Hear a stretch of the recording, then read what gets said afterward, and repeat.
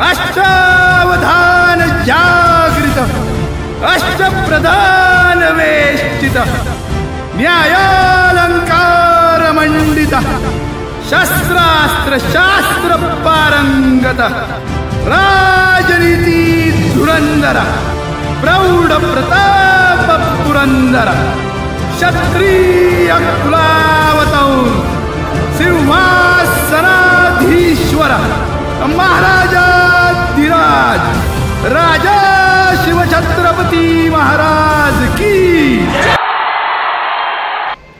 जय जिजाऊ जय शिवराय मंडळी। आजचा आपला व्हिडिओ अतिशय विशेष आहे कारण आज आपण पाहणार आहोत शिवकालीन शस्त्रे आणि नाण्यांचे प्रदर्शन। हे अनोखे प्रदर्शन दावडी येथे काही दिवसांपूर्वी भरले होते, त्यातील काही क्षण। Hello and welcome to Mommy's Tiny Gem. आज आपण आलो आहोत शिवकालीन नाणी आणि तलवारी यांचे प्रदर्शन पाहण्यासाठी। चला बघूया त्या काळामध्ये कशा प्रकारची शस्त्र होती ते। आज आपण जे शस्त्र आणि नाण्यांचं प्रदर्शन पाहण्यासाठी आलो आहोत, हा कार्यक्रम आयोजित केला आहे वेद इतिहासाचा चिंचवड यांच्यातर्फे। त्यांचे जे फाउंडर आहेत संतोष चंदने, तर त्यांच्याकडून आपण थोडीशी माहिती जाणून घेऊया। मला खूप क्युरिओसिटी आहे, म्हणजे उत्सुकता आहे की त्यांनी इतकं सगळं कलेक्शन कुठून गोळा केलं आणि त्यांना ही माहिती किंवा हा छंद कसा त्यांचा पुढे आला। तर पाहूया आपण त्यांच्या शब्दांमध्ये। नमस्कार, जय शिवराय मित्रांनो। आज या ठिकाणी ऐतिहासिक दावडी गावामध्ये हे दमाजी गायकवाडांचं इनामाचं गाव, सेना कास्केल शमशेर बहादूर आणि जीन हेच तख्त हे मांडणारं श्रीमंत सरकार बडोदाचे गायकवाड मूळगाव त्यांचं दावडी संस्थान इथे प्रदर्शन लावले। या प्रदर्शनामध्ये शिवकालीन शस्त्र, ऐतिहासिक दस्तावेज, नाणी आणि संस्थानिकांचे स्टॅम्प्स पेपर असं विविध प्रकारचं शस्त्र प्रदर्शन इथं आहे। ते या प्रदर्शनामार्फत आपण इथं जवळजवळ 300 ते 400 वेगळ्या प्रकारची शस्त्र इथं माहितीसाठी देण्यात आलेली आहे आणि या सगळ्या शस्त्रांची माहिती आपण या डिस्प्लेवर आपण इथं सादर केलेली आहे। तर ही साधारण ही सगळी शस्त्र कुठून गोळा केली, लोकांना बरीच उत्सुकता असते। तर जेव्हा आपण एखाद्या ट्रेकिंगला जातो, सुरुवात आपण माणूस गिरीभ्रमण शाळेमध्ये स्काउटमध्ये असताना जातो, गिरीभ्रमण करतो। तर या टायमाला जेव्हा आपण एका ठिकाणी गिरीभ्रमण करतो तेव्हा आपण ज्या किल्ल्यांवर जातो तर त्या किल्ल्यांच्या आसपास जी घरं किंवा वाडे असतात, गडी असतात, तर त्या गड किल्ल्यांमध्ये आपण मुद्दामून जायचं, तिथं त्यांच्याशी गाववाल्यांची गप्पा मारायच्या, त्यांच्याकडे जाऊन चहा प्यायचा आणि मग त्यांना विचारायचं, बाबा तुमच्याकडे आता ऐतिहासिक गाव आहे, तुमचं गड किल्ल्यांच्या पायथ्याचे, तुमच्याकडे काही जुनी कागदपत्र आहेत का, नाणी आहेत का, शस्त्र आहेत का, मग असतील तर ते तुम्ही काय करता, मग कुठे ठेवलेले असतात, तर त्यांचा उपयोग तुम्ही करता का। तर असं पद्धतीने माहितीतून आपण त्यांच्याकडे माहिती मिळते आणि त्यांच्याकडे शस्त्र नाणी काय असतील।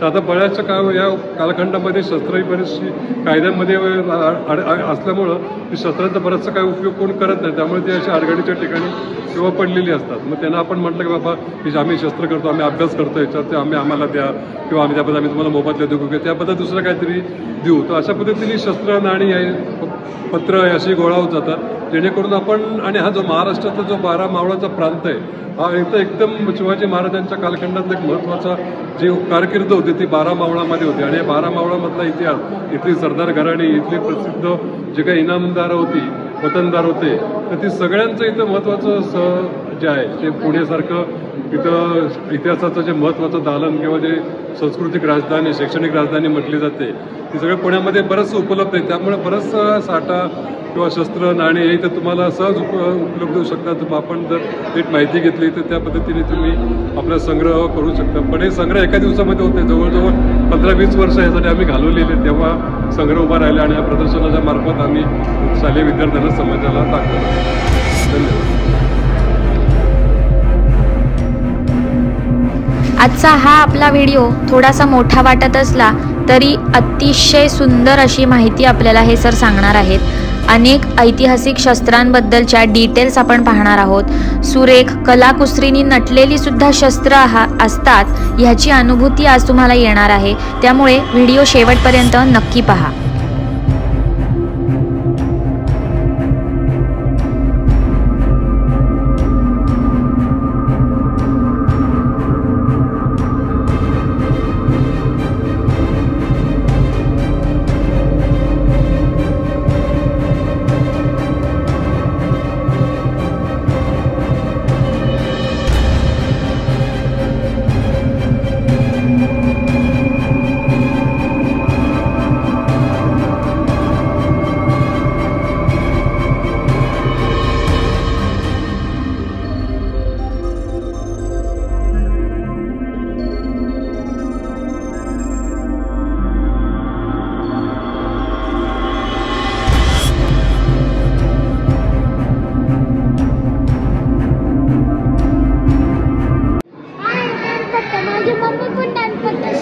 आहे. तुम्ही व्हिडिओ बघू शकता.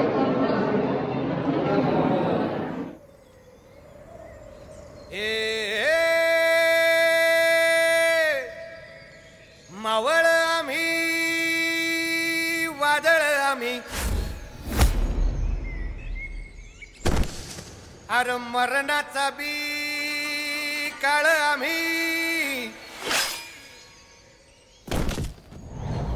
रणमस्तांची जात आमची अरे भ्या कुणाला धावतो र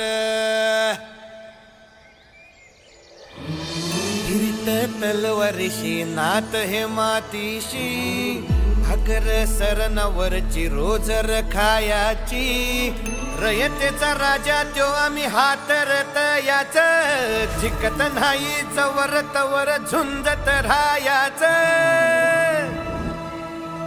तुकडे तुकडे झाले तरी बी कणाकणानं झुजतो र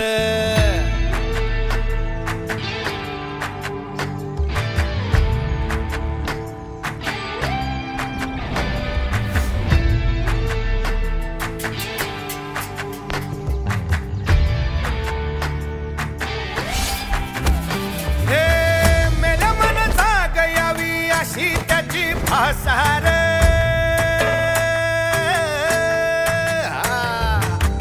मेल्या मन जाग यावी अशी त्याची भासार मराठी मातीची त्योच हाय आसार दुश्मनाला धाक देई शिवरायांचं नावर दुश्मनाला धाक देई. संतोष सर आणि त्यांची टीम अतिशय सुंदर हे समाजकार्य करत आहेत.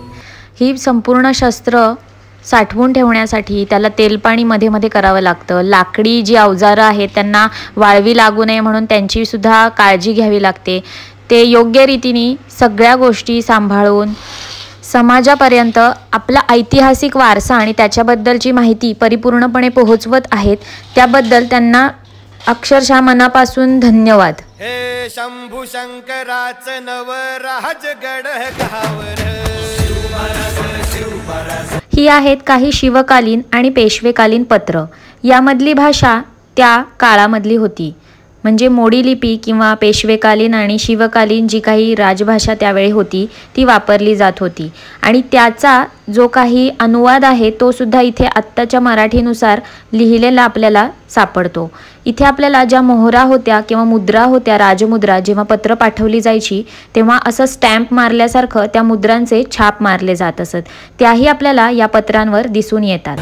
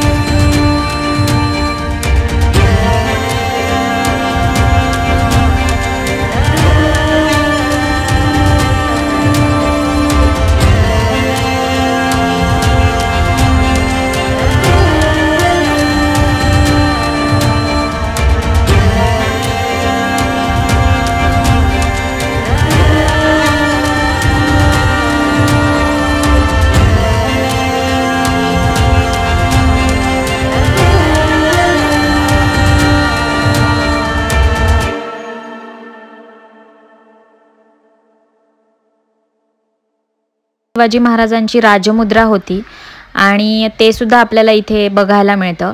आणि सगळ्यात महत्त्वाचं वैशिष्ट्य म्हणजे शिवाजी महाराजांनी अनेक गड किल्ले बांधले, अनेक मुद्रा होत्या, शिवमुद्रा किंवा शिवराई त्या काळामध्ये, पण कुठेही शिवाजी महाराजांनी स्वतःचं चित्र किंवा नाव त्याच्यावर लिहिलेलं नव्हतं. हेच त्यांचं खरं मोठेपण आणि महानता.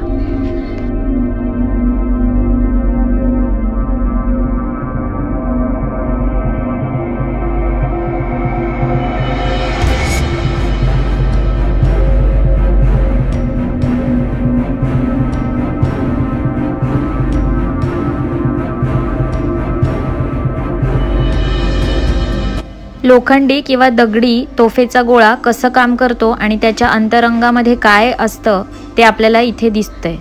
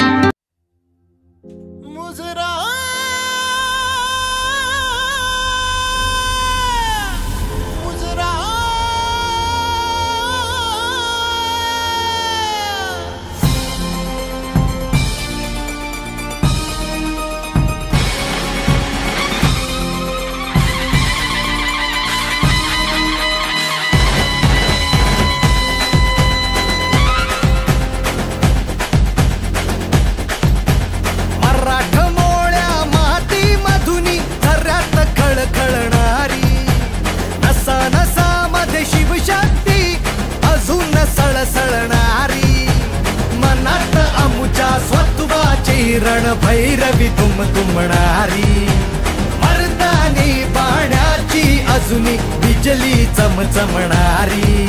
अरे महाराष्ट्राचे सुपुत्र आम्ही, आम्हाला कमी काय. जय भवानी जय शिवराय, जय भवानी जय शिवराय, जय भवानी जय शिवराय, जय भवानी जय शिवराय.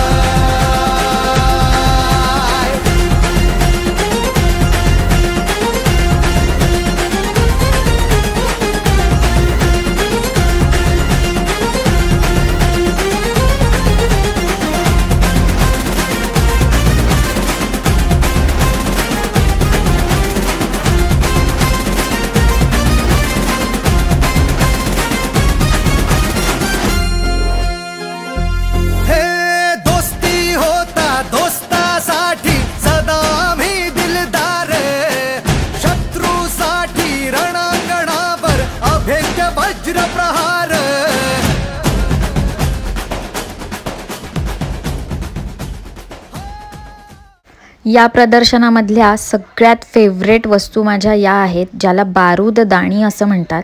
एकदम वेगळं आहे हे. याची माहितीसुद्धा इथे दिलेली आहे. कॉपरचं दिसतंय हे सगळं आणि काही लाकडीसुद्धा आहे.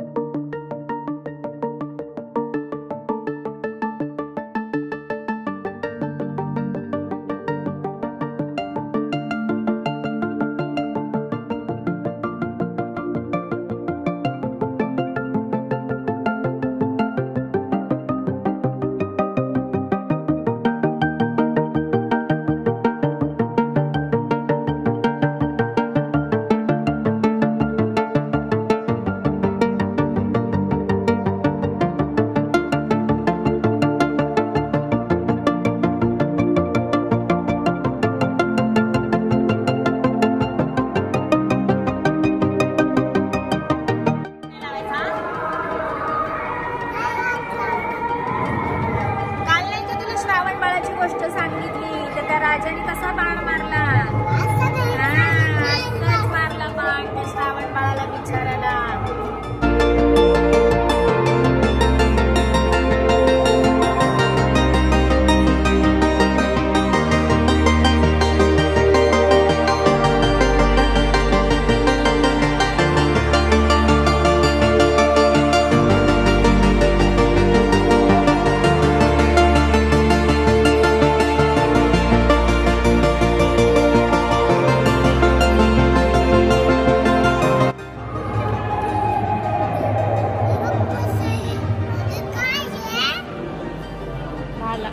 हे बघ असं हत्तीवर बसून मारायचे, ते बघ असं हत्तीवर बसून ते असं मारायचे खालच्या माणसांना.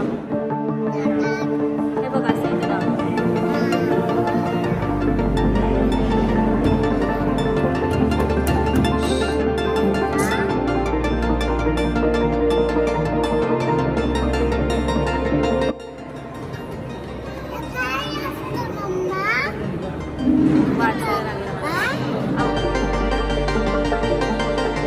इथे हत्ती आहे बघा छोटस, इथे छोटस थांब.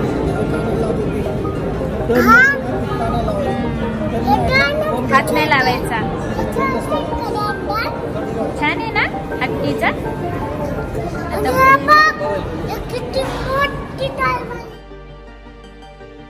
इथे ही सर्वात वरच्या बाजूची युरोपियन तलवार, खालची ब्रिटिश तलवार आणि मधली जी आहे त्याला धा किंवा कटना म्हणतात. आपण जर बारकाईने पाहिलं तर या कटनाचा वरचा भाग असाच कापलेलाच आहे, टोकदार नाही. तर अशा प्रकारच्या अनेक तलवारी वैशिष्ट्यपूर्णपणे इथे आपल्याला पाहायला मिळतात.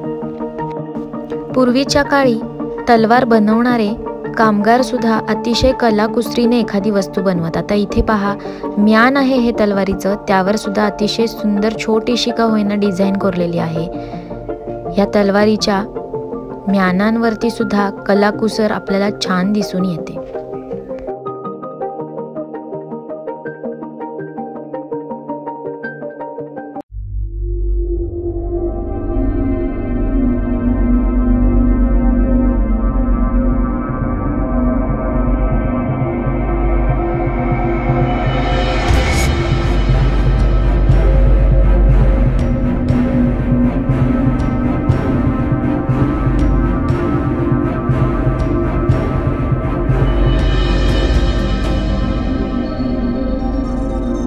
मध्ये इथं एक शब्द आला, जिन घर जिन तप्त.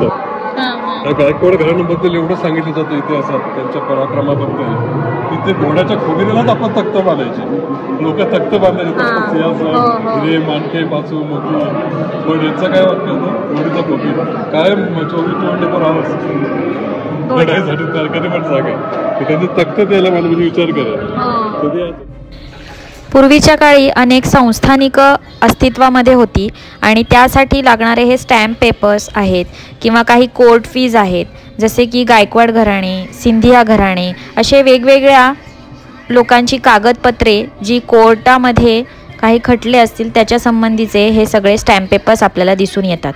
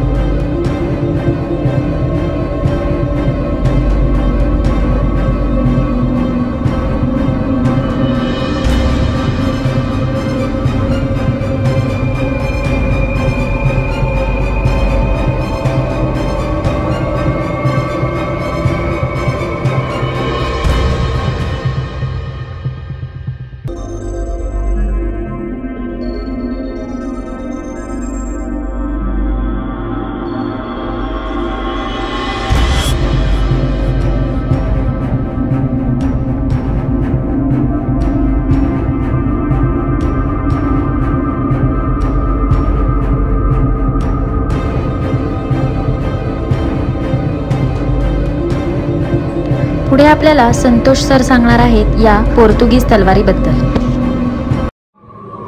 तिथे जाऊन इथं त्यांचा क्राऊन, इथं त्यांचा पोर्तुगीज निशाणी पोर्तुगीज बरोबर, आणि हे सगळं आणि परत कलशापर्यंत आलं आणि त्यांचा तो क्राऊन असतो तो माहिती मला हे आणि तो पोर्तुगीज वाले इथे दिसतं ना हे येशूच्या संदर्भात त्यांची निशाणी किंवा असतं. त्यांचं असं आहे काहीतरी सूर्य, चंद्र, जमीन, आकाश असं समुद्र असं काहीतरी आहे.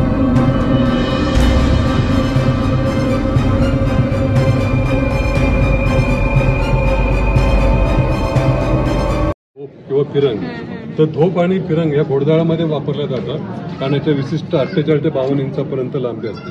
पण एखादा माणूस म्हणतो की माझ्याकडे धोप आहे किंवा फिरंग आहे, तर फिरंग जेव्हा म्हणतो तेव्हा आपण समजायचं की ह्या पातेला असलेल्या मुठीला हे पातं ही इम्पोर्टेड पातं बसवलेले स्पॅनिश पोर्तुगीजकडनं घेतलेलं असतं. तर ह्या ओळखण्यासाठी तर त्यांच्या ह्या मार्किंग असतात IHS सारख्या, ह्या त्यांच्या डिकोडिंग केलेल्या असतात. या दोन्ही साईडला तुम्हाला असं मार्किंग बघायला मिळालं तर समजायचं याचं पातं हे इम्पोर्टेड पातं आहे. हिला मग फिरंग म्हटलं जातं कारण जेव्हा आपण फॉरेनर्स लोक होते, 18 टोपीकर्स लोक होते, त्यांना आपल्याकडे फिरंगी लोक होते, फिरंगी म्हणून त्या तलवारीला फिरंगी लोकांकडनं घेतलेलं पातं म्हणून त्याला आहेत. पण ह्याचं हे गोमुखीचं आहे, गोमुखीचं म्हणजे आपल्याला गोमुखीला सुद्धा खूप पवित्र म्हणजे याच्यातून मंदिरातून कुठलं त्यातून पाणी बाहेर गोमुखात होतं त्याला गंगेचं पवित्र मानलं जातं. तसं आपल्याला गायीकडे महत्व आहे. कसं आहे त्या पद्धतीचं आहे. तलवारी इथून ही परत असते, इथून म्हणजे तुमची मूठ सुरक्षित, वरचा भाग सुरक्षित. एखाद्याला म्हणजे हे शस्त्र असं आहे की याला करस्य बलम म्हणतात संस्कृतमध्ये. करस्य बलम, करबल, करवार, तरवार आणि मग तलवार शब्द झालेले. कर म्हणजे हात आणि बल म्हणजे ताकद. म्हणजे हाताची ताकद वाढवणं शस्त्र करस्य बलम. तेव्हा तुम्हाला खूप ताकदीने मारा म्हणजे आता तुम्ही इथं पकडायचं. हा बॅलन्सिंग, हा तो बॅलन्सिंगचाच आहे. इथून जेव्हा इथून मुसळतो असं बाहेर येतो आणि इथून येतो इथं लॉक होता नाही. पण जेव्हा तुम्हाला ताकदीने वापरायचं तुम्ही दोन्ही हाताने याला पाहिजे, ताकदीने मारू शकतो. याचा 1 किलो, 1.25 किलो ते पाऊण किलो म्हणजे कमीत कमी पाऊण किलोपासून 1.25 किलोपर्यंत शस्त्र जातो. एखाद्याची खांडोळी करून म्हणतो आपण तेव्हा तो खांडा नावाचं शस्त्र वापरला. ऍक्च्युली ते जेजुरीचा खंडोबा मल्हारी मार्तंड, याचं नाव मूळ मल्हारी मार्तंड आहे पण त्याच्याकडे जे शस्त्र 40 किलो. आता शस्त्रांमध्ये कसं असतो प्रत्येकाचं शस्त्र वर्गीकरण केलेलं आहे. मानाने बहाल केलेली शस्त्र किंवा मग बळी द्यायला वापरणारी शस्त्र, मग मानाने भेट दिलेली लढाईमधली. तर जो खंडोबाचं शस्त्र आहे त्याचं मूळ शस्त्र खंडोबाचा कांडा आहे, त्यामुळे त्याला खंडोबा म्हटलं जातं. आणि याच्यामुळे काय झालं म्हणजे तेव्हा जेव्हा गोविंद पानसरे होते पेशवांचे तोफखान्याचे प्रमुख, त्यांनी जो सोनेरीचं गाव आणि सोनेरी किल्ला बांधला मल्हारगड म्हणून, त्यांनी तो मानाने बहाल केलेला 40 किलोचा तो खंड आहे. खंडोबाला तो तिथं व्हायला जातो. या प्रदर्शनासंबंधीची माहिती पुरवल्याबद्दल आमचे पत्रकार बंधू श्री सदाशिव अमराळे यांचे खूप खूप धन्यवाद. आणि आमचे भाग्य मोठे म्हणून आम्हाला या प्रदर्शनाला भेट देण्याची संधी लाभली. हा व्हिडिओ सर्व शिवप्रेमींसोबत नक्की शेअर करा. आमचा व्हिडिओ लाईक करा, कमेंट करा. आणि हो, आमचा चॅनल सबस्क्राईब केला नसेल तर नक्की करा. आणि अशा प्रकारे आजचा हा आपला व्हिडिओ इथे संपवूया. छत्रपती शिवाजी महाराजांना वंदन करूया.